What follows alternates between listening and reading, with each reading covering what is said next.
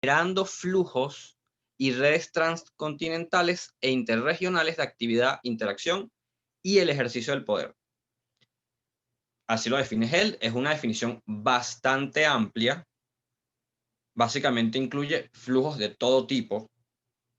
Habla de la globalización como flujos de, sí, dinero, sí, bienes, servicios, personas, sean viajeros o sean migrantes, ideas, sean programas de televisión o sean ideologías, pero también incluye drogas, crimen, todo lo que pueda moverse y movilizarse a una velocidad acelerada es parte de esta definición amplia de globalización. Ok, siguiente.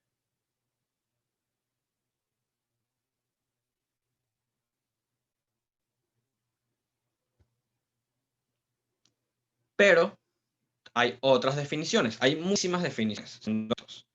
La globalización es unos términos que son tan utilizados que la gente los utiliza sin reflexionar qué exactamente significa. A veces se le usa un término o se le usa explicar casi todo lo que signifique movimiento a nivel global de cosas. Se a veces estrictamente habla con el tema informático y digital, y a veces se la enmarca como un proceso mucho más amplio, no nada más en nuestra época, que ya vamos a pasar a eso. Pero en el sentido estricto y económico, Gilpin dice que la globalización es el vínculo cada vez mayor de las economías nacionales a través del comercio, flujos e inversión extranjera directa de empresas multinacionales. Eso suena mucho más localizado, eso suena mucho mejor si quisiéramos hablar estrictamente de economía, pero vamos a utilizar como marco conceptual un poco de las dos y ya van a ver por qué. Porque los aspectos políticos culturales son muy importantes en cómo el fenómeno o proceso, digamos, la vinculación entre estas dos definiciones es que ven lo mayormente como un proceso, afectan la economía global o los mercados internacionales o como queramos llamarlo, en cualquier caso. Siguiente.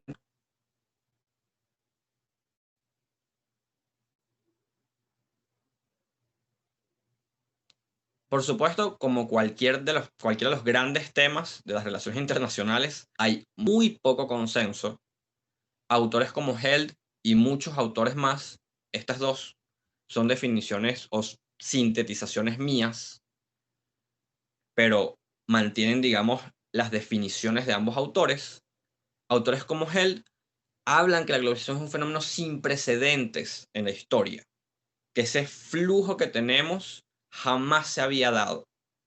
Pero autores como Gilpin dicen, de hecho, en el siglo XVIII, en relación con el tamaño de las economías de ese momento, había mayor flujo y el comercio era una parte más importante de la economía global de lo que es ahora. A efectos de lo que vamos a conversar, no es relevante cuál de estas posturas sea cierta, a pesar de que sea una pregunta muy interesante y que podría estar abierta a un debate muy largo y lleno de muchísima data. Pero lo que más me interesa es el punto de acuerdo más o menos general, que independientemente de un fenómeno histórico o nuevo, si los flujos son más grandes que nunca antes, o ya tenemos data que diga que sí lo eran, es que los niveles varían regionalmente y las ganancias, los beneficios de la globalización, que son bastantes, se distribuyen de forma desigual. Independientemente que ustedes quieran considerar que eso es un problema o eso es una cuestión normal, es una realidad entre los estados y dentro de los estados, que eso también es muy importante y está marcando y ha de hecho afectado la política de muchos países como Estados Unidos, Francia, Reino Unido, en cómo sus patrones de votación han cambiado. Todo este fenómeno de rural versus urbano ha marcado la política en los últimos 4 años, pero que también marcó las votaciones del Brexit, pero que también marcó la elección de Macron como presidente. Parte del fenómeno de la globalización, son parte de cómo los ganadores y perdedores, como dicen algunos autores, no son estado versus estado, sino centros urbanos versus exurbanos versus rurales. Hay otras de desacuerdo, hay posturas muy diversas respecto a cómo abordar la globalización. Autores marxistas, por ejemplo, la ven desde el punto de vista netamente económico como el triunfo del capitalismo. Hay autores mal llamados, a veces neoliberales, bueno, hay que ser un poco más específico con los términos, neoliberales en sentido de las relaciones internacionales, no de la disciplina económica, que la ven como un fenómeno netamente positivo. Y hay otros autores que lo ven como algo que debe ser manejado, como muchos otros fenómenos o procesos. Depende de cómo se maneje, puede tener consecuencias negativas y puede tener consecuencias positivas, o puede tenerlas en ambos sentidos, pero la idea es maximizar lo bueno y minimizar lo malo, que me parece postura un poco más pragmática y y entre esas tres cosas que dije hay una gran escala de grises. Siguiente.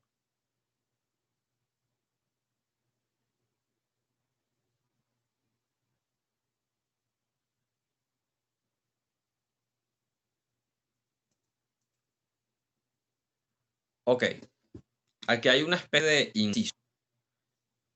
Por toda la presentación, digamos, fluye de lo general a lo específico, pero me pareció importante incluir una lámina en el tema de la territorialidad y la autoridad. Que esta es una lámina que yo muchas veces utilizo cuando doy cursos de geopolítica. Ruggie, cuando habla de las relaciones internacionales y del desarrollo del sistema de estados o de comunidades políticas, que es un poquito más preciso llamarlas así y no estados, él nos contó algo que usualmente da por sentado, que es que por miles de años, en los que hubo comercio, en los que hubo relaciones internacionales, y había tratado, y había muchos de los elementos del sistema moderno, la territorialidad no era total. Por eso pongo una imagen de los nómadas en Mongolia. Genghis Khan conquistó casi todo el centro de Asia, pero aunque veamos el mapa y el mapa muestra un imperio gigantesco, realmente no había control efectivo sobre ese territorio. Lo que se controlaba eran rutas comerciales centrales y, digamos, las ciudades alrededor de ellas y los territorios aledaños para el pastoreo y el movimiento del ganado. Y eso fue así también en otros momentos. Sumado o quizás como consecuencia de la incapacidad de las autoridades de controlar el territorio totalmente, existía un solape de autoridades. Ver una imagen del Sacro Imperio Romano Germánico, y sí, es un caos de colores. No se supone que entiendan lo que está pasando ahí porque es muy confuso. Tanto en la como en la Edad Media sucedía que podías tener un rey, o sea, el rey de Francia, por ejemplo, que existía, pero también tenías a tu señor feudal, más regionalmente, tenías la autoridad de la iglesia. Si estás en el territorio del imperio, tenías la autoridad del emperador. Y el sistema de reglas, relaciones, tributos y sometimiento general a algún tipo de autoridad era increíblemente problemático. Y una de las cuestiones importantes que trajo la modernidad fue la simplificación de eso. Los estados nacionales, y presta atención que estoy diciendo estados nacionales, no estados-nación, porque no es lo mismo, toman control de grandes extensiones territoriales. Y aunque con el tiempo desconcentrarían y centralizarían sus responsabilidades en los poderes en instituciones, ministerios y también a nivel regional y local, hay muchísimo más orden y claridad en quién se supone que es mi autoridad. Y el problema de autoridad es un problema fundamental en las estudiaciones internacionales. Pero ¿qué pasa? Aunque esta consolidación tomó forma definitiva, a pesar de que ya venía un par de siglos atrás, en el siglo XX, el siglo XX también trajo un nuevo fenómeno, que es el fenómeno del multilateralismo. Y la creación de autoridades es muy debatible si son autoridades o no, pero llamémosla en sentido amplio autoridades subnacionales. Eso vuelve, digamos, a complicar un poco, no tanto como en la Edad Media, la situación. Porque entonces vamos a ver que en diversos temas hay distintas autoridades a las que tenemos que escuchar. Ya no por una cuestión netamente de no por violencia legítima, porque Naciones Unidas no puede llegar a castigarnos porque tengamos prácticas negativas, vamos a entrar mucho más en específico dentro de esas prácticas. La Unión Europea, si yo estoy en Perú, no puede venir y arrestarme porque yo vivo la regla de ellos, pero para, digamos, mantener las relaciones económicas en buena lid, puedo empezar a escuchar a esos distintos niveles de autoridad para asegurarme acceso a los mercados. Y ahí hay todo un debate y muchas organizaciones internacionales y también centros de investigación han trabajado el tema de si al final esta idea de poner reglas y de generar espacio realmente está haciendo un mejor mercado, un mercado más saludable, y ya vamos a ver a qué me refiero con saludable, o no. Ok, ahora pues sí podemos pasar a la siguiente. Fin del interesantísimo inciso sobre territorialidad y autoridad. Pero ya es lo importante de toda explicación.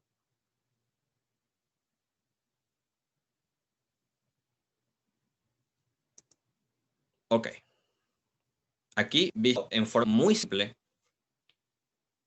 la globalización como proceso y fenómeno, y no solo proceso real, sino proceso entendido.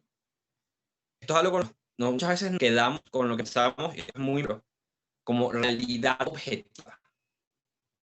Es decir, bueno, se fueron los gados, fueron los alcances, los productos están dados, el periviaje, transporte, sí, una serie de cosas objetivas muy importantes. Pero tenemos que tomar en consideración que no es eso. Si un gobierno decide hacer algo, que su partido entiende de una manera específica la globalización, entonces esa forma de entender la globalización, ustedes o yo podamos pensar es equivocada. Las decisiones que ese gobierno tome van a tener impacto. Y es algo que en las relaciones internacionales se viene trabajando bastante en las últimas décadas. Es la idea de que el gobierno, contrario a lo que nos dijeron cuando empezamos a estudiar esta disciplina, no son necesariamente actores regionales. O podemos ver de manera, su racionalidad no necesariamente es la misma que la nuestra. Ustedes tienen un gobierno de verdad radical. Ese gobierno va a ver la misma evidencia económica que ustedes están viendo y va a tomar decisiones respecto al proceso globalizador diferentes que va a tomar un gobierno de centro derecha como el de Angela Merkel o de centro como el de Emmanuel Macron. Esa es una realidad. Entonces no debemos estancarnos en noción de objetividad, de que, bueno, esta es la data. Y tenemos que tomar decisiones con base en estos datos. No tenemos que tomar decisiones base en las decisiones que otros están tomando. Y el marco de regulación y conocimiento que los actores han creado. Pero no solo los estados, incluso los actores no, también un papel más pequeño en esto. Y aquí llegamos a una cuestión importante de cómo yo quiero, o quería, mejor dicho, enfocar la atención.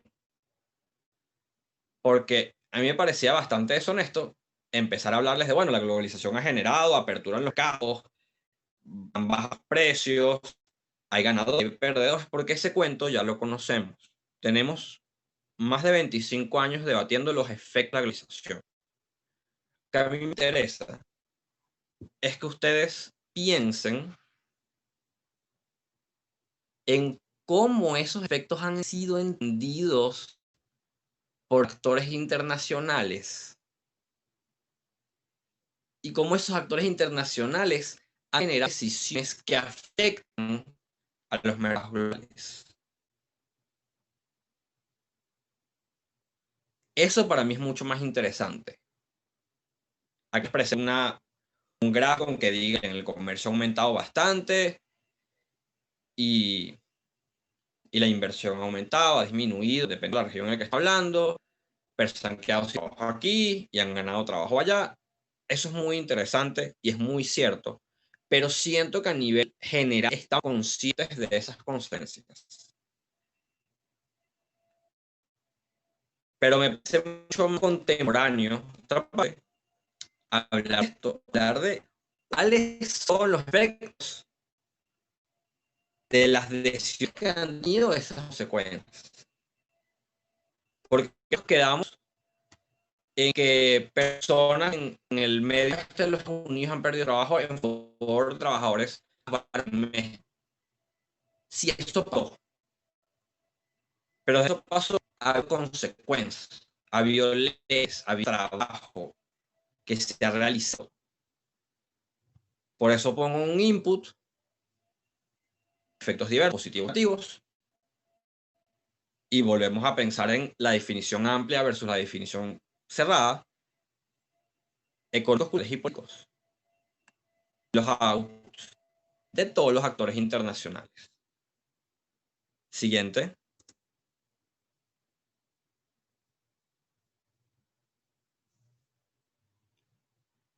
Y ahí es donde, ahora que tenemos un concepto más completo de autoría editorial, entendemos lo fascinante que es las reacciones de los organismos y la importancia que tienen a la hora de que nosotros visualicemos los casos. Muy normal que la gente diga, bueno, el derecho internacional es básicamente opcional, lo cumplen si quieren, y si no quieren, cumplen. Y eso, digamos, es una verdad media. Porque si no cumpliese el derecho internacional, los aviones se estrellarían en el aire. Cada uno usaría códigos comerciales diferentes para los productos y sería todo caos. No tendríamos el margen internacional de mediciones, bueno, excepto Estados Unidos y Reino Unido con sus unidades extrañas. Y toda una serie de elementos por sentado no existirían. Entonces la respuesta correcta a si el derecho internacional cumple es, como me encanta, con mucho más, sí y no. Ucrania tenía un tratado firmado para que en caso de que Rusia los invadiera, ellos por Estados Unidos. Sucedió. Lamentablemente para los ucranianos no sucedió. Pero la regulación a nivel comercial, sobre todo, es lo que se suele cumplir. Porque los estados tienen un control muy, muy grande sobre cómo impedir que otros actores incumplan reglas. Si tus productos no cumplen las reglas fitosanitarias, yo quito gente. Muy fácil de cumplir con el derecho internacional en ese caso. Pero ¿qué pasa? Y empezamos en un juego de reglas que debo cumplir, sugerencias que puedo utilizar, regulaciones internacionales, regulaciones nacionales, e incluso información pública que puede dañar mi reputación. Por eso es que puse, por ejemplo, la Interpol. Interpol, a nivel de la economía internacional, tiene un papel. Trabajando en el tema de los bienes pirateados, o mejor dicho, y de los productos defectuosos y toda esa serie de cosas. Puse ahí, está el emblema del Departamento de Trabajo de los Estados Unidos, que es uno de esos, el departamento del equivalente a un ministerio, es uno de esos ministerios que no en particular importa, pero ellos es algo muy simbólico. Estados Unidos recopila una lista de productos que fueron hechos con trabajo infantil. En las redes sociales de sobrevivir como marca si alguien se entera de que su producto usó trabajo infantil. Ahí es donde empieza a ver. Y en la siguiente lámina, cuando la vayamos a ver, todavía no, hablaremos un poco más de punto de las empresas privadas.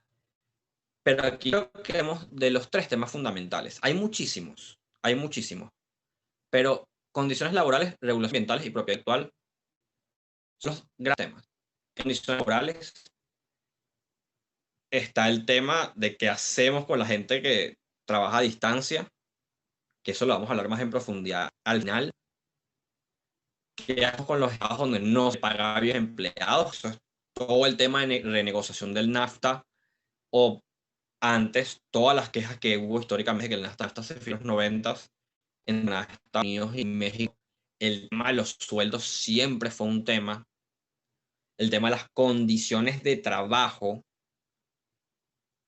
el tema del trabajo infantil, con las regulaciones ambientales, qué materiales se utilizan, qué energía se usan, el uso del agua, la polución en la producción.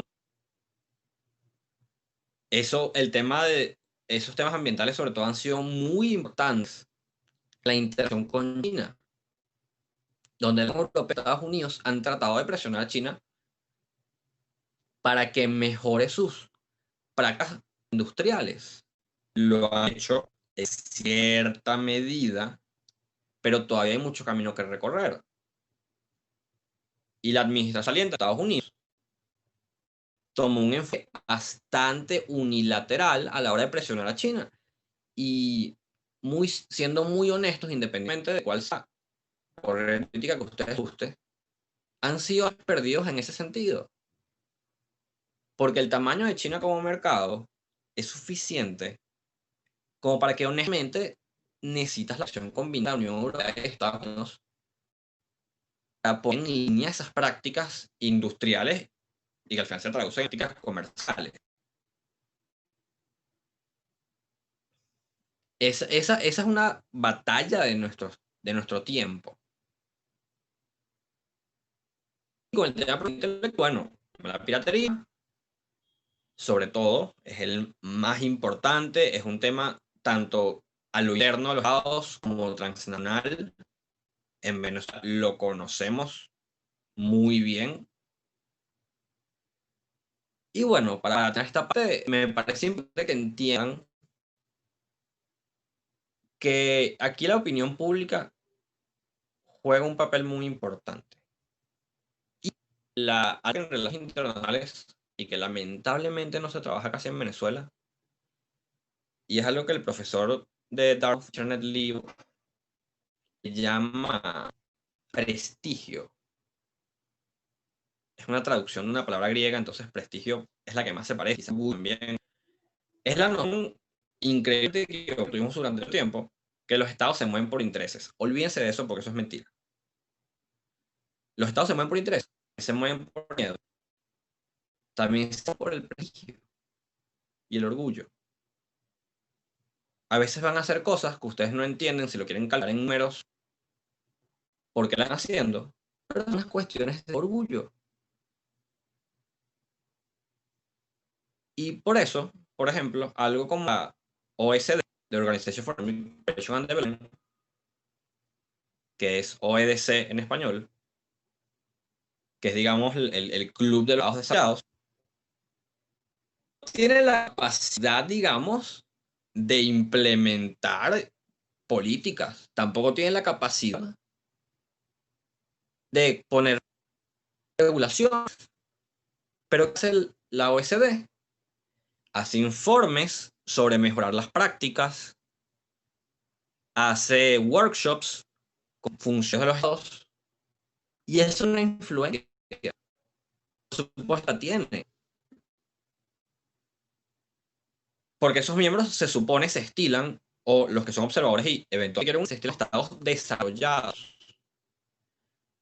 Y para eso es que por encima de esas prácticas, como no tener compendios porque tus estados son mal pagados o no tienen equipo de seguridad. Ese tipo de cosas. Entonces ahí también hay un tema de presión entre los pares, hay un tema de prestigio, hay un tema de organización. No es solo una cuestión de respetar tratados o respetar leyes. Es una cuestión de cómo los actores se sienten presionados para cumplir ciertos estándares formales o informales. Mismo con el Economic Forum. Y en cierta medida a veces lo mismo pasa con la Organización Internacional del Trabajo. No tiene mejor capacidad para que sus reglas se cumplan. Trabaja en la medida de lo posible para generar estándares y información para que los estados mejoren sus prácticas. Por poco puedo caer en el inicio de pensar, bueno, es que los estados lo hacen mal porque sienten que eso es trae provecho. No. A veces sí sucede. Pero también a veces los estados sencillamente no tienen la capacidad técnica ni el know-how para mejorar esas prácticas, y para eso están también estos organismos. Y estos organismos han reaccionado a la retroalimentación. Ok, sí, lámina.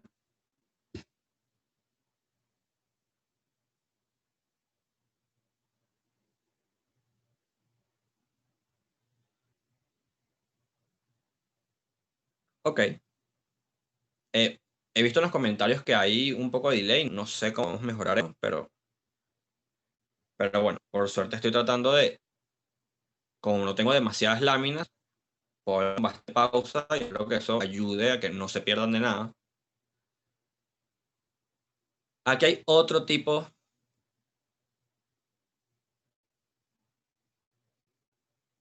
Aquí hay otro tipo de organismos. Quizás hagamos una cosa. Creo que si apago el video, quizás el lado se escucha mejor, ¿no? Que apague su cámara mientras tanto. No.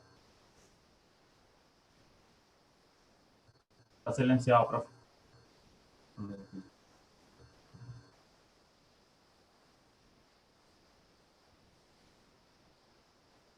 Disculpen. Desactivé el audio en vez del video. Ok, ahora sí. Vamos a probar ahora sí. Esperemos que eso ayude. Mi teléfono no es mejor, entonces no es tanto el tema de internet, sino el tema de la capacidad de procesamiento de mi teléfono. Entonces el video pone a mi teléfono a sudar un poquito. Bueno, ahora estamos trabajando con otro tipo de organizaciones y organismos. Porque a veces las empresas son organismos también, con, con subsidiarias y aliados y muchas cosas similares a los estados. Excelente, que creo que se escucha mejor ahora. Bien, las empresas también han tenido que adaptarse. Adaptarse primero a todas esas cosas que les acabo de decir que vienen de los estados, sea por iniciativa propia o por sugerencia de las otras organizaciones que mencioné. Pero las marcas también han tenido que adaptarse, y aquí es donde vuelvo a por qué me parece que la definición de Gilpin es incompleta. Porque si ustedes me dicen que solo estoy hablando de productos, inversiones y flujos de bienes y servicios de forma cerrada, ¿en qué parte de esa definición de globalización yo puedo meter que ahora que la gente tiene mejor información, que ahora que la gente tiene redes sociales, que ahora que el consumidor tiene una voz mucho más directa, no pueden hacer el famoso cancel y cancelar una marca porque se dan cuenta que esa marca no sigue estándares informales que hayan creado el público mismo. Porque ese es otro problema. La OSD o la Unión Europea o el gobierno de los Estados Unidos o quien sea puede generar una cantidad de regulaciones importantísimas. Pero ¿cómo el público entiende qué está bien y qué está mal? ¿Cómo el público entiende la sutileza detrás de una ley de 455 páginas sobre cómo embotellar agua? No lo hacen. Entonces, las multinacionales y las empresas en general tienen que adaptarse a esa situación y esa es parte del llamado conscious branding. La idea de que yo me tengo que presentar como un actor responsable. Sobre todo porque está muy de moda y otra vez, lo mismo que dije en unas primeras láminas, es intrascendente que ustedes piensen que esto es verdad o esto es mentira. Es intrascendente que ustedes sientan que objetivamente esa es una visión real de la realidad. Aquí lo importante es que hay gente que lo cree y esas personas consumen productos y servicios. Mucha gente tiene una predisposición negativa hacia las empresas por cuestiones ideológicas. Así de sencillo. A mí no me gusta, pero es parte del mundo en el que vivimos.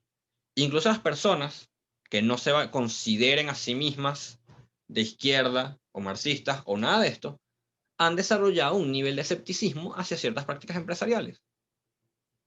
Y ojo, ustedes no tienen que ser de izquierda para decir que cuando Apple construyó productos utilizando una fuerza de trabajo mal pagada, no hay que ser de izquierda para decir que eso está mal. O si alguna empresa ensambla productos utilizando metales minados ilegalmente, eso está mal. No hay que tener ninguna inclinación ideológica particular para decir eso. Ni tampoco para decir que eso influye en mis patrones de consumo. Pero las empresas no se pueden dar el lujo de decir, bueno, pero es que esa crítica es injusta. No. Tienen que construirse una identidad de ser un actor responsable.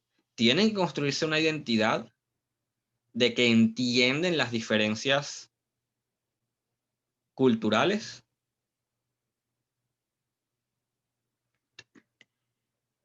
Ustedes pueden decir que eso no es sincero. No es una cuestión de que sea sincero, no, es una cuestión de que se haga el esfuerzo.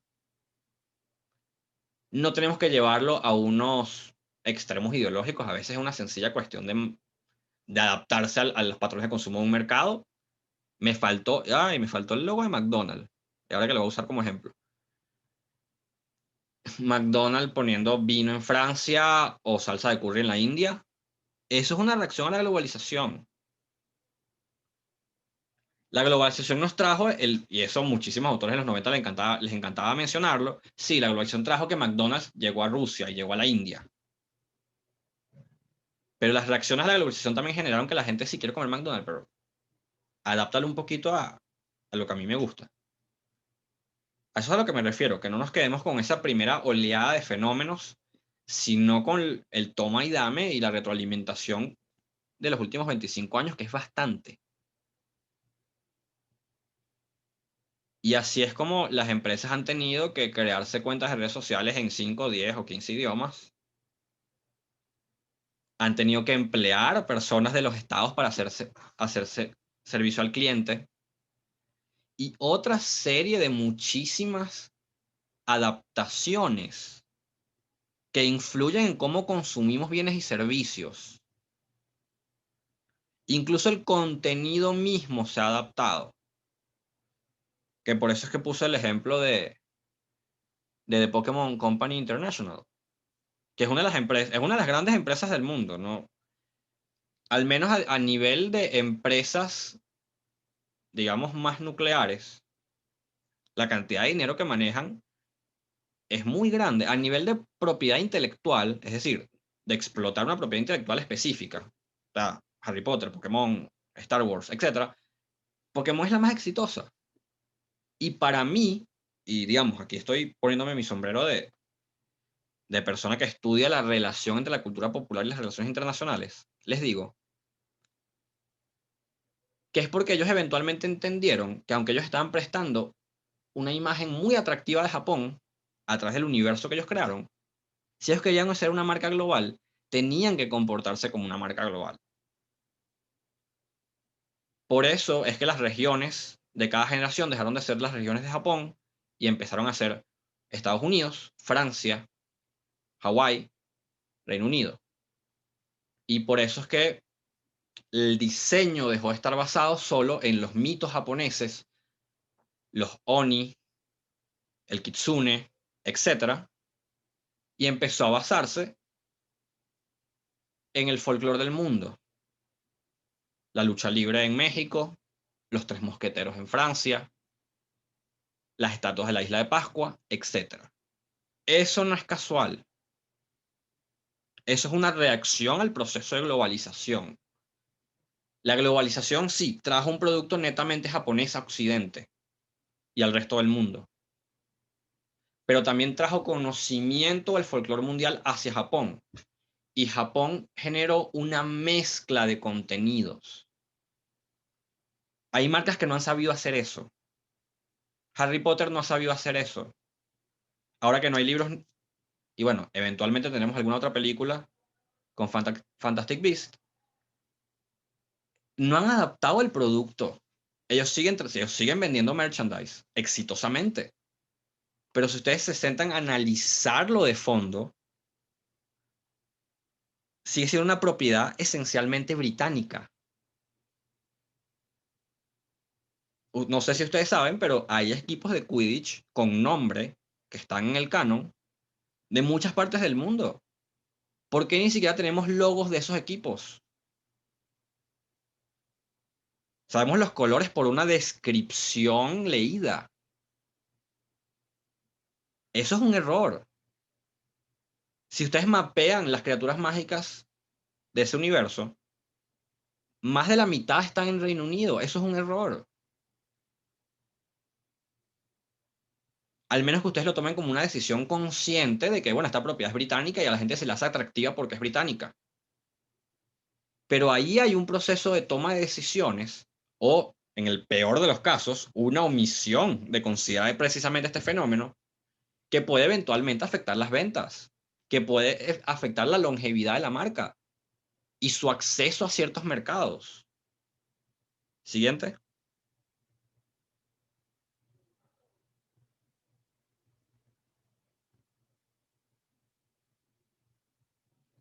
Y viene el elemento que nos complica todo aún más. Un factor de complejización son las tecnologías contemporáneas. Si se dan cuenta y se fijaron, quizás no, en las fechas de los conceptos que utilicé, son del 98, el 2000. Sí, Heldy, Gilpin y Rugy hablaban de tecnología. Es verdad, claro que hablaban de tecnología, el Internet ya existía, pero no existía la cultura que tenemos ahora y el alcance que tenemos ahora. Y eso lo que hace es complejizar todo lo que yo he estado diciendo. Para quienes no están familiarizados y han tenido el placer y la desgracia, como yo, de trabajar a distancia con una empresa, Hubstaff es una herramienta que permite que tu empleador monitoree lo que tú estás haciendo en todo momento. Si estás tocando el teclado, moviendo el mouse y le tomas fotos le tomas capturas a tu pantalla para ver que no estés metido en Facebook, aunque bueno, ya yo no uso Facebook, Instagram supongo, mientras estás trabajando. Eso no creo que rompa ninguna regulación, a menos que sea la Unión Europea, que es muy estricta con ciertas cosas. Pero podría regularse en el futuro. ¿No parece un poco invasivo? A mí, bueno, se supone que ellos te están pagando para que hagas un trabajo una cantidad de tiempo. Hay quien lo considera invasivo, hay gente que lo considera, bueno, es parte del proceso de no estar en una oficina física. Pero es una controversia. Y eso se está atendiendo. Esos temas se están trabajando en la Organización Mundial del Trabajo en este momento. Temas como la gente de Uber se debería sindicalizar, no se debería sindicalizar. Y vuelvo a repetir, no importa que a ustedes les parezca que el sindicalismo es bueno o malo. La cuestión es que esa discusión se está dando y que puede afectar los precios y la competitividad de Uber en algunos mercados. El tema de la impresión 3D abre una lata de gusanos con el tema de la propiedad intelectual. El tema de la robótica y el uso de robots en la industria, creo que ustedes deben estar familiarizados con él. Siempre se le ha acusado de desaparecer empleos. Hay otros autores que dicen que más bien nos ayuda a ir a una economía, digamos, más intensiva en conocimiento, es decir, las tareas manuales se le dejan a las máquinas y todos nosotros vamos a la maravillosa sociedad del conocimiento. Todos sabemos que eso es utópico, al menos en estos momentos, y que para lograr eso necesitarías transformar de forma profunda no solo los sistemas educativos, sino las formas de preparar a las personas para el trabajo. Pero digamos, esa es la visión optimista de la cuestión. Y la visión pesimista es que las máquinas, en conjunto con la apertura de los mercados, están dejando atrás a muchas personas en diferentes partes del mundo. Y bueno, los que fuimos a la universidad, tenemos buen acceso a Internet y vivimos bueno, sí, tenemos buen acceso a Internet que está definido parcialmente por el tema de estar en grandes zonas urbanas. Y probablemente quienes hablemos inglés tenemos una ventaja sobre el resto de los que no tienen una de esas tres cosas. Y hay otras complicaciones aún peores. El logo amarillo es el logo de Corridor Crew, que es mi empresa favorita de efectos especiales. Empieza todo el tema de los deepfake. Ese tema eventualmente puede generar problemas en percepción de marca, puede generar problemas en los stocks. Aparezca un video falso imagínense esto, aparece un video de Mark Zuckerberg diciendo que se aburrió de trabajar y que él va a vender sus acciones. O un video de Elon Musk diciendo que se dio cuenta que los automóviles de Tesla están generando mucha más contaminación que un automóvil con gasolina.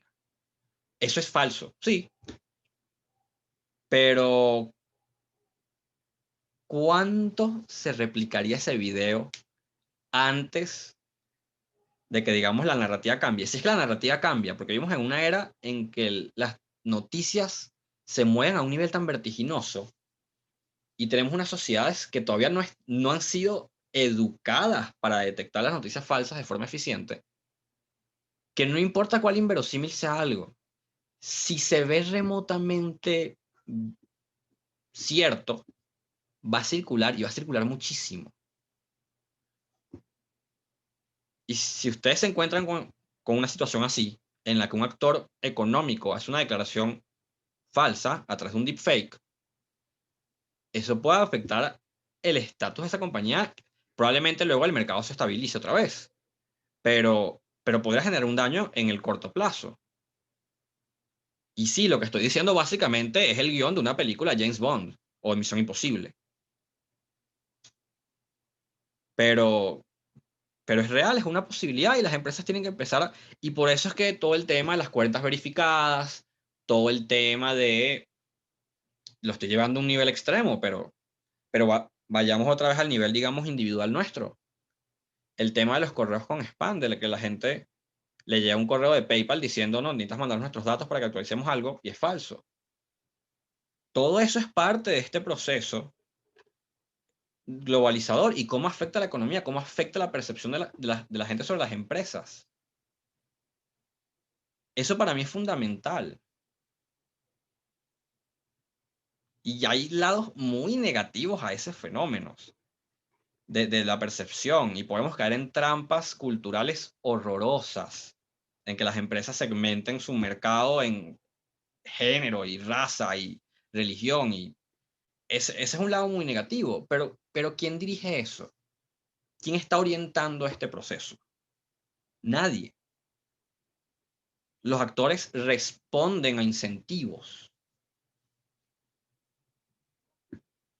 que es, digamos, es básicamente la conclusión de casi todo lo que yo enseño o explico en cualquier evento, que es básicamente que el mundo es muy complicado.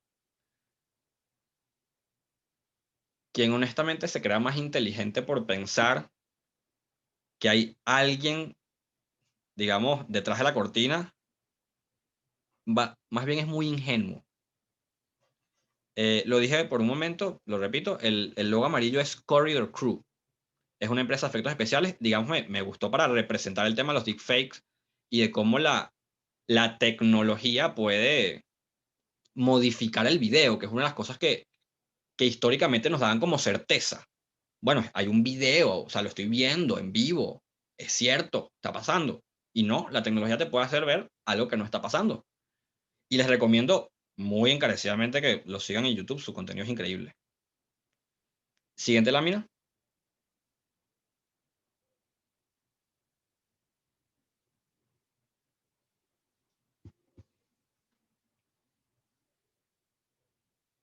Eso nos lleva, y este es el último elemento antes de las conclusiones, a qué nos depara el futuro. Y estoy utilizando el caso del Build Back Better de Biden, porque bueno, es la administración que viene de los Estados Unidos. Y siento que es fundamental entender el concepto con el que ellos están entrando a gobernar en este momento. Un poco de contexto primero. En 2016, muy a mi pesar, estamos en un momento en Estados Unidos muy anti libre comercio. Todo esto que yo les he dicho, las pérdidas de empleo, el NAFTA como un acuerdo vencido para algunos, las desventajas de la globalización y cómo lastimaban a ciertos sectores poblacionales. Quizás si han escuchado de política estadounidense, han escuchado el Rust Belt, que es el medio oeste, y las fábricas cerradas y toda esa historia de decadencia y sufrimiento a nivel económico.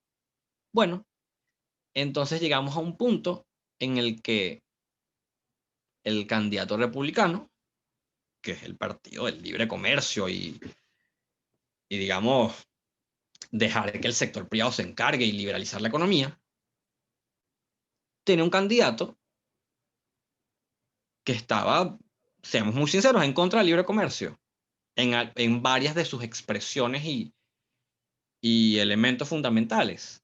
Y en el lado demócrata tenías, primero en las primarias tenías a Bernie Sanders, también crítico del libre comercio, y a Hillary Clinton, que bueno, sabíamos que estaba a favor, pero por una cuestión de no quedarse atrás de su oponente en las primarias y luego de su oponente en la elección general, trató de presentar una cara ambivalente y crítica, que si la mirábamos de fondo era razonable, pero que él no tenía contundencia.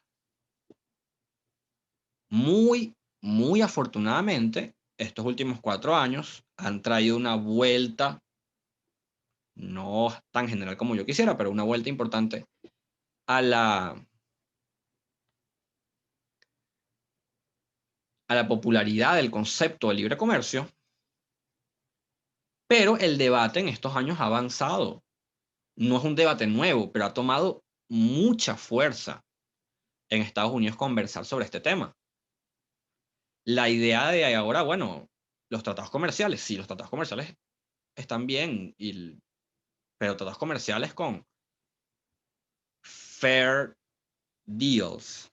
Ese fair, a mí me parece, con toda sinceridad, no lo confundan con el justo en español de precio justo y sueldo justo, que sabemos es una anatema. Pero el fair deals Se refiere a un justo en el sentido de que yo no me exponga a que porque yo haga un trato de libre comercio contigo, algún sector desprotegido de mi población va a sufrir. Primero porque yo presido un Estado democrático, entonces la gente no va a votar por mí si hago eso. Eso siempre está ahí. Pero también porque no es razonable, porque significa que yo estoy pagando, en sentido literal y metafórico, por el hecho de que tú tengas un gobierno ineficiente. O, si no quieren ver desde un punto de vista tan estatista, tienes un mercado interno laboral mal desarrollado en el cual hay gente que está ganando muy poco. Eso no es mi culpa. Y la renegociación, y aquí estoy mezclando administraciones para que vean que no, este es uno de esos temas en los que no hay una posición republicana, una posición demócrata, hay una mezcla de cosas, hay elementos en los que los dos partidos están de acuerdo y otros en los que no. La idea de que parte de lo que se tiene que construir, por ejemplo, en ensamblaje, en cadenas de producción que estén en varios países, la idea de que, bueno, si el carro se va a vender en Estados Unidos, cierto porcentaje del carro debe ser construido en Estados Unidos. El presidente Trump logró que eso fuera parte del USMCA, lo siento, el nombre en español nunca me viene, y para mí es USMCA, aunque muchos de esos parámetros ya se estaban cumpliendo. No vamos a entrar en un debate sobre si la renegociación del NAFTA era necesaria o si logró algo o no, porque sería un debate muy largo y muy complicado. Pero hay que entender que a pesar de que no haya generado una gran diferencia, esa noción que los negociadores del presidente Trump pusieron ahí, no desentona con la propuesta de Joe Biden. Yo los invito, entren a la página web y vean las propuestas a nivel económico. Hay una mezcla de un poquito de nacionalismo económico, no tan diferente al del presidente Trump.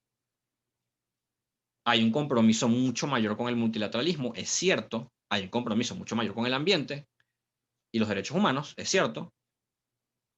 Pero la idea de que el comercio es bueno per se y tumbar todas las barreras es bueno per se, que fue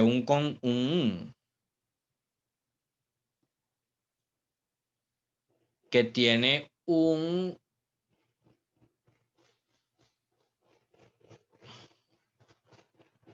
Ok. Disculpe, me perdí por un momento viendo un comentario en el chat. Y tengo que aclarar, no, aquí no hay una posición política específica, pero Joe Biden es el presidente electo de los Estados Unidos. Ahí no hay dudas, y esto lo he dicho en incontables medios de comunicación. No hay que esperar que el colegio electoral vote para saber que es el presidente electo. Pero ese no es el debate del que estamos trabajando, pero es importante a nivel académico aclararles eso. Digamos, es una cuestión incluso de inocente hasta que se pruebe lo contrario. Joe Biden ganó las elecciones, mientras que el equipo legal del presidente Trump no pruebe que eso no es cierto. Esa es la realidad con la que tenemos que trabajar. Y considerando que de 33 demandas, solo 2 han sido favorables al presidente Trump, y esas 2 no hacen ni una pequeña muesca en los resultados, es seguro trabajar con esta premisa. Ok, ¿qué estaba diciendo? Estaba hablando de que existía el consenso bipartidista, que sobre todo en la era Clinton, existía alrededor del libre comercio como inherentemente bueno, ya no existe. Nos duela a quienes nos duela o no nos duela a quienes no les duela. A mí me duele en cierta medida. Y estamos en una era en la que se cree, sí, que las barreras arancelarias no son buenas, pero que tenemos que ser responsables a nivel de los 3 grandes temas de los que les hablé. Hay que ser responsable con la situación laboral ya no solo del gobierno extranjero teniendo trabajadores mal pagados que pueden hacer productos baratos, sino desde el punto de vista de mis trabajadores, tengo que darles algún tipo de garantías o beneficios que permitan que el comercio con otros estados no sea negativo para ellos. Habrá que ver cuáles son esas garantías, cuáles son esos mecanismos que la administración Biden tratará de implementar. El presidente Trump, por ejemplo, ha usado subsidios a la agricultura para proteger a los agricultores durante la guerra comercial con China. El de momento vicepresidente Joe Biden ha prometido no más guerras comerciales, pero usará subsidios. Eso no le gustaría a muchas personas en Estados Unidos a nivel discursivo. Créanme que las empresas, por muy liberales, capitalistas que sean, les encantan los subsidios. Eso lo vamos a ver, pero el debate ha cambiado y por eso es que quería poner este estudio de caso, porque esto no es único de Estados Unidos. En Europa, Japón, Australia, en todos estos países estamos teniendo discusiones no iguales, pero en estas áreas de que la globalización vino, muchos pensaron que era buena, muchos pensaron que era mala, muchos lo ven como un problema, muchos lo ven como una bendición, yo lo veo como un proceso a ser atendido, trabajado. Vimos los efectos positivos, vimos los efectos negativos, y ahora estamos en el punto del debate de, bueno, pero ¿cómo manejamos esta situación? Cerrarse no es una opción, es absurdo.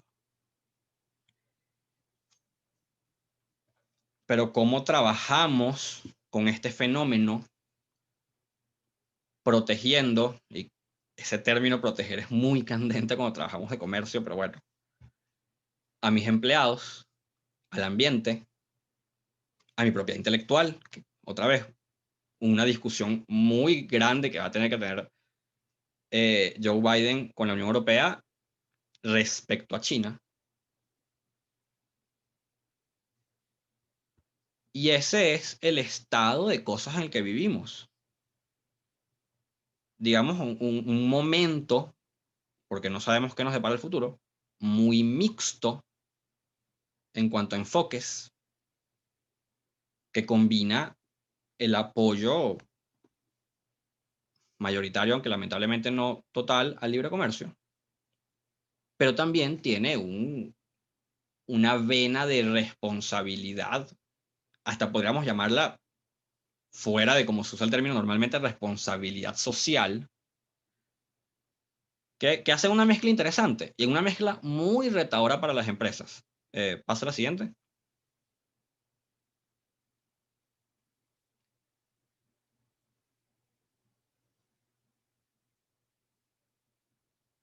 Sí, porque ya estamos básicamente en territorio de la conclusión y siento que en consonancia con todo lo que les estaba hablando, la forma de percibir el efecto de la globalización en los mercados es como la globalización ha multiplicado las autoridades formales e informales que los productores de bienes y servicios deben considerar.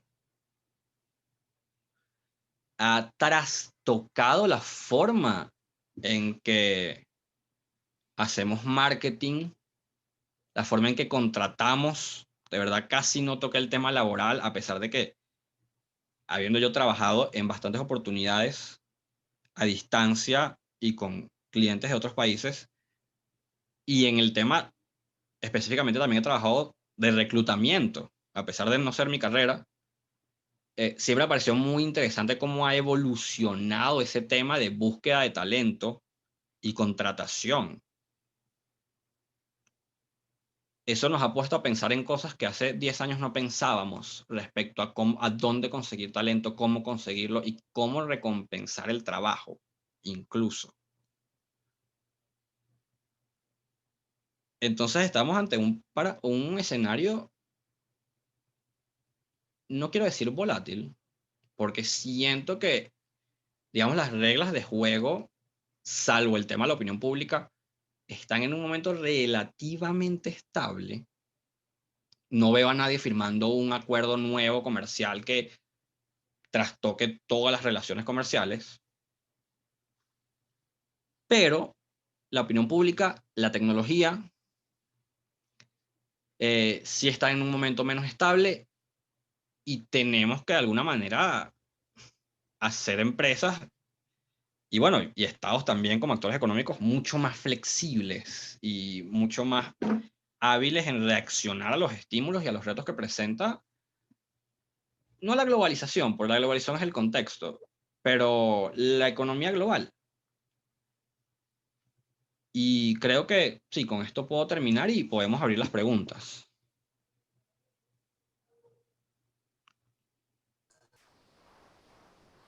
Ok, muchísimas gracias, Iván. Excelente presentación. Fue muy introductoria. Inclusive hay conceptos que de repente los economistas no manejamos, sobre todo el tema de la globalización, que me parece importante. Aquí surge la primera pregunta. Pregunta Javier Primera. Si pudiera dar su opinión sobre la necesidad de realizar un catastro urbano-rural para determinar territorialidad que permita recaudar ingresos por la regularidad, la propiedad de los particulares y las comunidades. Y en caso de ser viable, podría ser apoyado por el Banco Interamericano de Desarrollo, como ente globalizando las políticas públicas. Ok, como fue larga, estoy también leyéndola otra vez para asegurarme que estoy entendiendo la pregunta. Aunque Sí, esa no es particularmente mi área de especialidad, como para sentir que la puedo responder apropiadamente, lo que sí puedo decir es que esa disparidad rural-urbana no, no siento que muchos, sobre todo los estados en desarrollo, donde es más grave, a pesar de que, irónicamente, cuando di ejemplos de puros estados desarrollados, los estados en desarrollo donde este problema es más grave, pensemos en Latinoamérica sobre todo, no siento que puedan ser resueltos sin apoyo de organizaciones internacionales. No tenemos en Latinoamérica, Venezuela en algún momento lo tuvo y lamentablemente perdimos ese momento y sé que todos saben de qué estoy hablando. No tenemos el músculo financiero para, para sí cerrar la brecha de alguna manera. Porque siento, bueno, quizás me equivoco, pero siento que por más eh, no me gusta nunca usar la palabra liberal porque tiene tantos significados que así siento que es superfluo, pero no importa qué tan liberal sea una persona en sentido de su pasión porque el Estado no tenga un papel en la economía, siento que nadie puede pretender que, que podemos sencillamente abandonar a las poblaciones rurales y dejarlas desprovistas de la capacidad y las herramientas para surgir. Sé que el BID, sé que la OEA, con sus muy limitados recursos, porque eso es algo que siempre me gusta recalcar a la gente, que la OEA tiene muy pocos recursos. Naciones Unidas y otros organismos están tratando de cerrar la brecha en la medida de lo posible. Uno es las brechas que son brecha educativa, brecha tecnológica sobre todo, donde siento que por ejemplo los africanos están teniendo soluciones más creativas que nosotros. Ellos se saltaron, o parcialmente se saltaron, el tema del cableado y fueron directamente al internet satelital porque saben que en el caso de ellos las distancias y el terreno no los ayudan. Es algo que nosotros también tendríamos que realmente considerar. Y en la medida que cerremos las brechas a nivel educativo, a nivel tecnológico, a nivel energético incluso, donde ahí entra todo un debate sobre desarrollo versus ambiente. Lo digo en sentido sobre todo de la energía hidráulica, donde, y aquí es donde entra el tema de que es intrascendente que nosotros sentamos que una cosa es lógica o no. El poder de la opinión pública o el poder de las organizaciones que respondan a intereses diferentes a los nuestros, incluso si tienen buenas intenciones, es muy poderoso. En África, más de una vez, se ha cancelado la construcción de una represa que daría electricidad a una zona rural y oportunidades económicas muy grandes, porque las organizaciones no gubernamentales han insistido en que la construcción de esa represa evitaría o lastimaría el balance ambiental de la zona, lo cual puede ser cierto, pero es preferible dejar pueblos enteros sin electricidad. Ahí entramos en todo un debate sobre la percepción que tienen esos activistas sobre la realidad en el terreno versus la realidad que ellos viven en sus países. No viene al caso. Pero, pero sí, al final el apoyo tiene que ser total, financiero, de know-how, tecnológico, o sea, bueno, tecnológico incluye cooperación técnica, y siento que es una deuda que en Latinoamérica tenemos muy grande con nuestras poblaciones rurales. Y ojo, que al final es para el beneficio de todos, porque si tenemos unas zonas rurales más activas económicamente, estamos expandiendo nuestros mercados internos también, no solo, y nuestra producción. Entonces, esa inversión, si se hace correctamente, tendrá retorno. Ok, siguiente pregunta. Ok, la otra pregunta, antes de eso, el link que pusiste de Biden es el mismo que comentabas de las propuestas de John Biden. En las referencias, sí. Sí, Si ustedes me lo entran preguntaron. a joebiden.com, ahí están los planes. Es bastante extenso. Tuve que leer para otros eventos, tuve que leer bastante de la propuesta en varios temas. Obviamente no me he leído todo. Me leí aparte, digamos, comercio, relaciones internacionales, ambiente, que eran las que me pedían para ese evento. Y sí, es muy curioso cómo el status quo de ese tema ha cambiado tanto en tan poco tiempo. No es solo Trump, porque desde la izquierda de Estados Unidos también venía un impulso importante desde hace tiempo para revisar cómo se visualizaba el comercio, pero todo eso lo tienen ahí. Céntrense sobre todo en el lenguaje que se utiliza en la propuesta. Construir americano y tener trabajos para nuestros ciudadanos, no sé qué. Esa retórica no existía, bueno, no es que no existía, pero no era popular en Estados Unidos hace 25 años. O al menos se decía de una manera muy diferente por parte de los dos partidos. Y ahora los dos partidos han cambiado la retórica en ese aspecto. Si quiero que se lleven algo con esa parte de la explicación, me gustaría que se lleven eso. Que como estudio de caso de Estados Unidos es muy interesante para ver cómo la percepción sobre la globalización cambia las decisiones. No es solo la realidad que digamos en el terreno que podemos medir y graficar. Ok, excelente. Aquí preguntan, ¿cuál es su opinión con respecto a que la globalización es un proceso casi consolidado? ¿Qué vendría después de ello? Ok, ahí, sobre todo siempre hablo de los noventas, porque en los noventas y los primeros años de este siglo, el debate era muy intenso en las posibilidades, qué mundo estábamos viviendo. Sobre todo con bueno, la caída del muro de Berlín, la creación de la OMC, o sea, una cosa pasa en la caída de la Unión Soviética al final de la Guerra Fría en el 89, 90, 91 y luego el 95 la OMC. Estábamos, entre paréntesis, equivocados en ese momento, pero estábamos como sociedades pensando, bueno, no, la Tierra ahora es plana y no hay fronteras y todas esas, con todo respeto, boberías que escribió Friedman, uno de los muchos Friedman, ahorita no recuerdo, el que escribe en el New York Times, con su famoso libro sobre que el mundo ahora era plano. Pequeña anécdota, yo en una librería de libros usados en Washington encontré como 25 ejemplares del libro de él sobre el tema de la globalización. Supongo que porque la gente se dio cuenta que ese libro servía más que todo para hacer fuego o aguantar las puertas. Esa noción no se ha cumplido, no vivimos en un mundo en que las barreras no existan, las barreras existen. Uno puede decir, bueno, el Internet nos permite llegar a todas partes, pero lo hace. Ustedes pueden entrar en una página que esté en japonés e interactuar con las personas.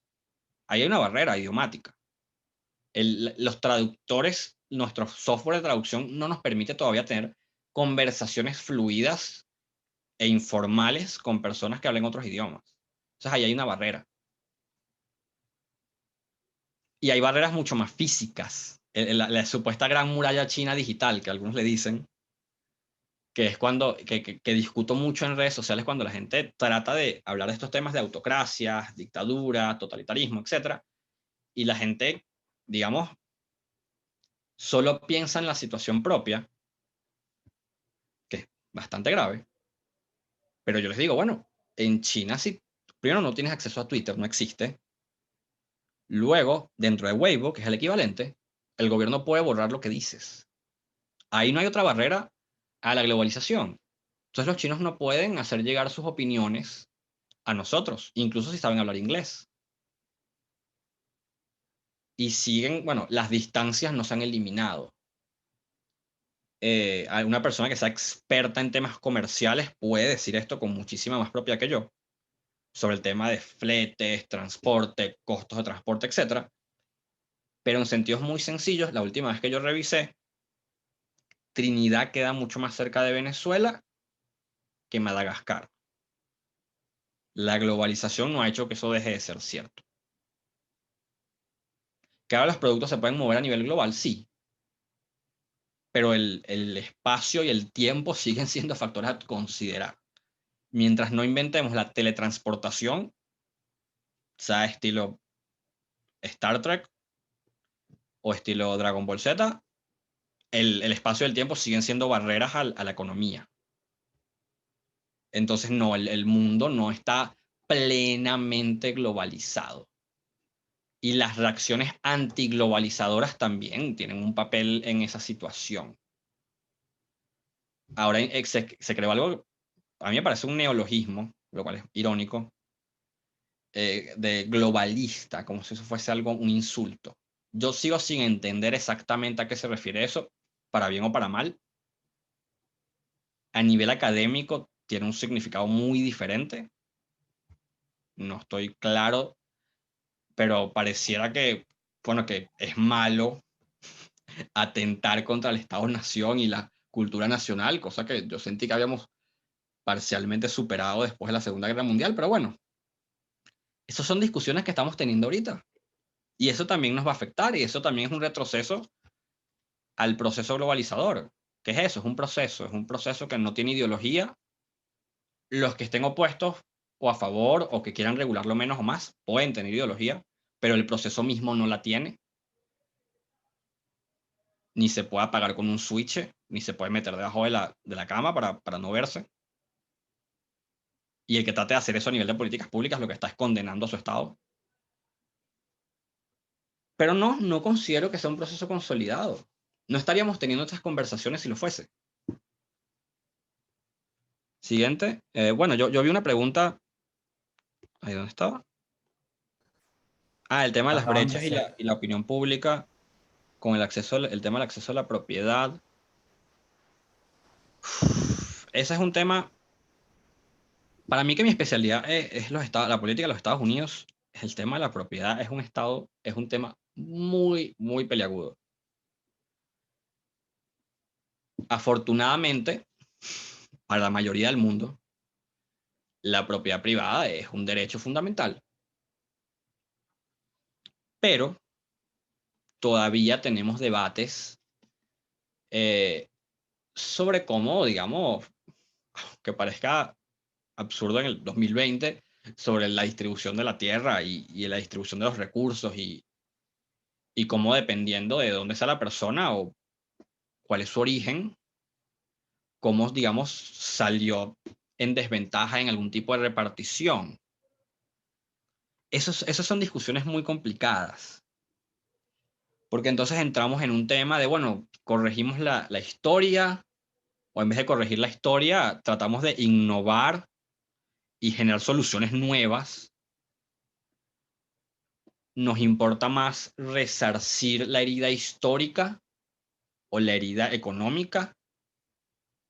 Consideramos que es válido hablar de una herida económica en X cantidad de años después. Esos son debates muy interesantes. Lo que puedo responder ahí es que traten de no verlos con ojos ideológicos. Porque es muy fácil convertir un punto válido en un horror, porque o la persona que lo está escribiendo o la persona que lo está leyendo le inyecta el contexto ideológico, y eso lo hace muy, muy poco potable. Les voy a dar un ejemplo y con eso paso a la siguiente pregunta. Yo tuve que leer, porque a veces hay que leer estas cosas, las propuestas de los socialistas de Estados Unidos. The Socialist Democrats of the United States. No, ahorita es el DSA. Democratic Socialists of America, creo que se llama. Muchas cosas que no me agradaron, pero algo que me llamó mucho la atención. Ellos hablaban de una serie de mecanismos de propiedad compartida. Y todo muy en términos bien cargados de contenido ideológico y bien fuertes y bien... No, es que esto no se puede hacer en una economía de mercado. Y yo me quedaba, oye, eso que está dicho ahí no es incompatible con una economía de mercado. Hay empresas pequeñas con múltiples dueños, obtenidas a través de microcréditos, y todo eso lo puedes hacer sin necesidad de una revolución socialista. Igual que el co-ownership es un concepto, el co-ownership de espacios de tierra es un concepto que se puede dar en una economía de mercado. Y yo justamente conversaba este tema con un par de amigos que son economistas, que de hecho han sido moderadores en otros de los eventos de este ciclo. Y yo les comentaba con cierta hilaridad el hecho de que las personas a veces tratan, en vez de buscar soluciones más estrictamente a nivel de políticas públicas y de lo que es posible, lo que no es posible, lo que es razonable, lo que no es razonable, le dan una discursiva y una narrativa que parece implicar que para poder hacer lo que ellos quieren hacer hay que destruir los sistemas, y no necesariamente. Quizás porque yo soy una persona que no le gusta ver el mundo en blanco y negro y que no comulga con ninguna ideología ni ningún partido de ningún país, y que mi enfoque quizás sea muy académico, entonces se me hace muy fácil decir esto y quizás a otras personas se les haga difícil decirlo. Pero yo siento que es así, que hay soluciones buenas en, digamos, tiempo, esfuerzo, financiamiento, etcétera, y que las hacemos malas o mejores de forma absurda en nuestra cabeza, dándoles colores y dándoles apellidos y no preocupándonos, bueno, ¿funciona o no funciona?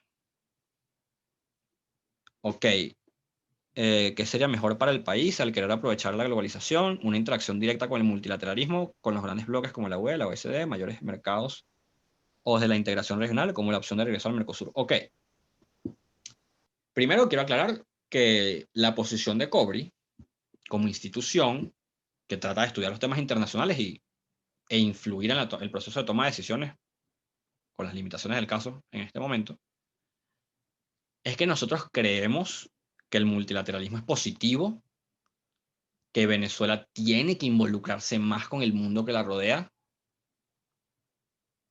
que tiene que aprovechar las oportunidades que nos da el multilateralismo a nivel financiero, que siento, bueno, los economistas aquí o estudiantes de economía, que asumo son la mayoría, saben esto mejor que yo. Nuestra capacidad para autofinanciarnos en este momento no existe, pero incluso después de una recuperación económica, no creo que vuelva a ser jamás la que tuvimos en otros momentos. Y buscar fuentes de financiamiento de proyectos, que es prácticamente algo de second nature, algo normal para muchos estados en desarrollo, y no es algo normal para nosotros, va a tener que volverse parte de nuestro proceso de construcción de políticas públicas. Porque no tenemos el dinero para financiar el traer a Venezuela al siglo XXI. por lo menos para mí, puedo estar equivocado, pero por lo menos para mí no lo tenemos. Más aún, la visión del siglo XXI que yo en lo personal tengo. Y para eso los organismos nos van a ayudar muchísimo. Nos van a ayudar con know-how, con tecnología, con procesos, que a veces olvidamos que hacer políticas públicas es una cuestión de procesos, y hay procesos eficientes e ineficientes. No es una cuestión de cuánto dinero hay, o cuántos funcionarios tienes, o cuántas computadoras conectadas a Internet de alta velocidad tienes. Es una cuestión organizacional también. Y para eso el multilateralismo es fundamental. Y las redes verticales y horizontales de cooperación, que eso es todo un tema fascinante del que podría hablar por horas. Y sí, tenemos que conectarnos con la Unión Europea, que digamos son los estados que están en la vanguardia de muchísimos temas de gobernanza en diferentes áreas, sea, y bueno, y no solo la Unión Europea, el resto de Europa también, que hay estados que no son parte de la Unión, que están muy avanzados. Los europeos en muchas áreas son fascinantes. Quizás muchos de ustedes que están muy conectados con el tema tecnológico saben del tema de Estonia y su capacidad para manejar el tema del gobierno abierto y gobierno digital, la capacidad de Noruega en temas de transparencia y gobierno abierto. Todas esas cosas las necesitamos. Como también necesitamos cosas que son intensivas en capital. Yo veo positivo el Mercosur. De hecho, las negociaciones Mercosur-Unión Europea me parecen muy importantes y Venezuela tiene que ser parte de esos procesos. Venezuela debería aspirar a ser parte, para mí, de la OECD.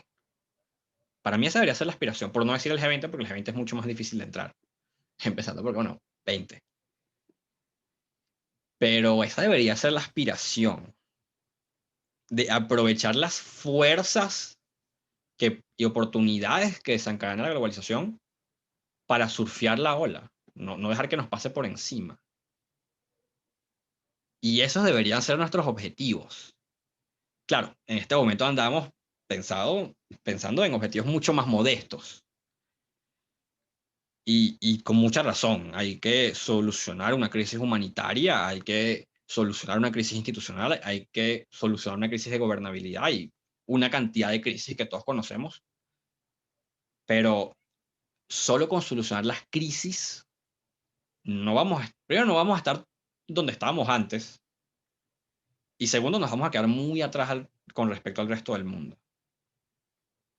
Entonces, en pocas palabras, sí, yo soy un partidario.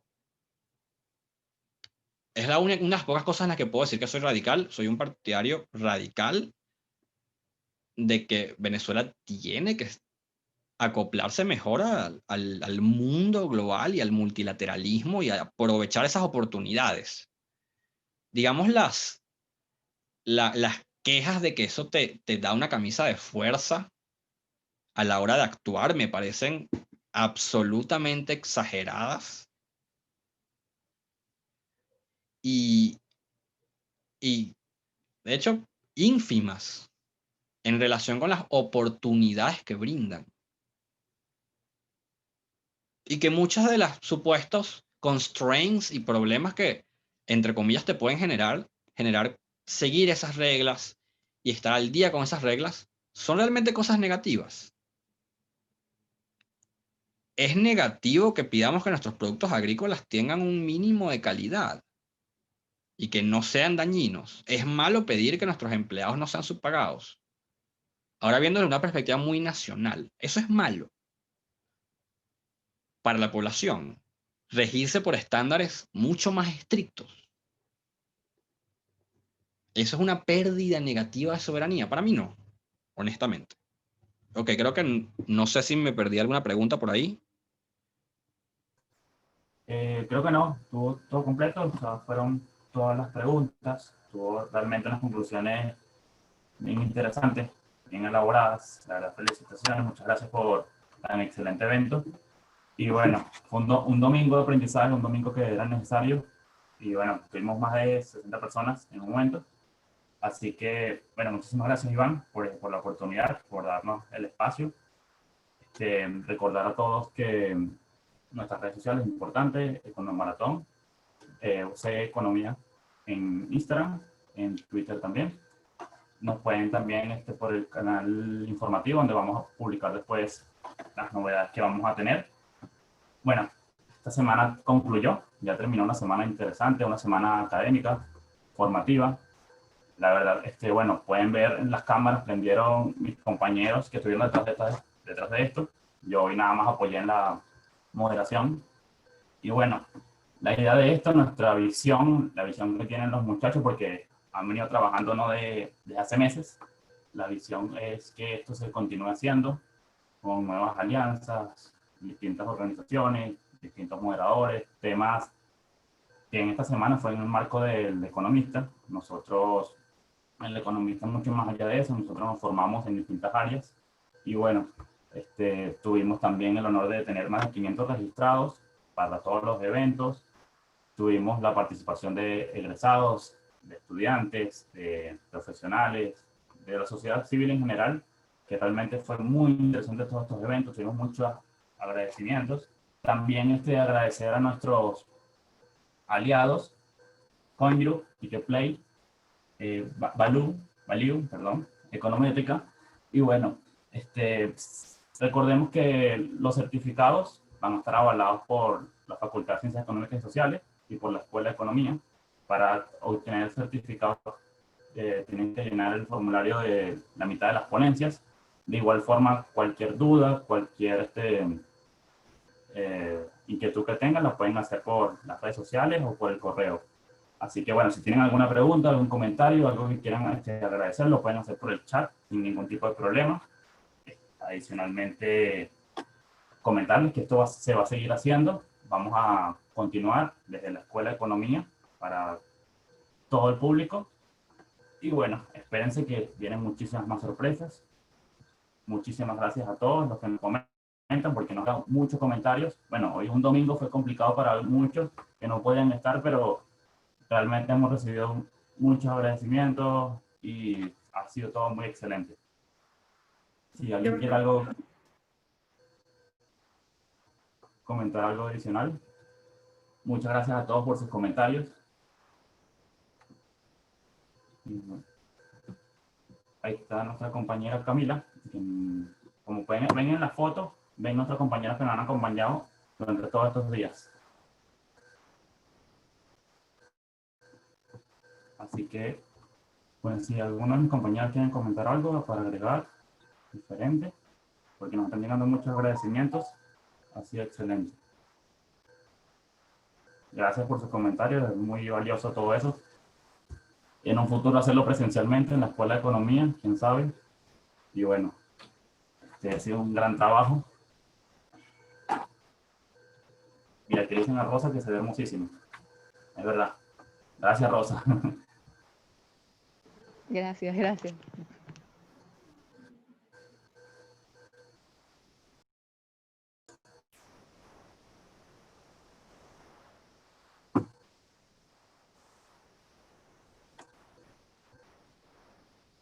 Así que bueno, gracias por sus comentarios, la verdad lo valoramos muchísimo. Estén pendientes por las redes sociales, vamos a publicar los eventos que no se pudieron conectar, siempre y cuando el moderador, el ponente lo desee, lo vamos a publicar por las redes del canal de YouTube del Centro de Estudiantes de Economía.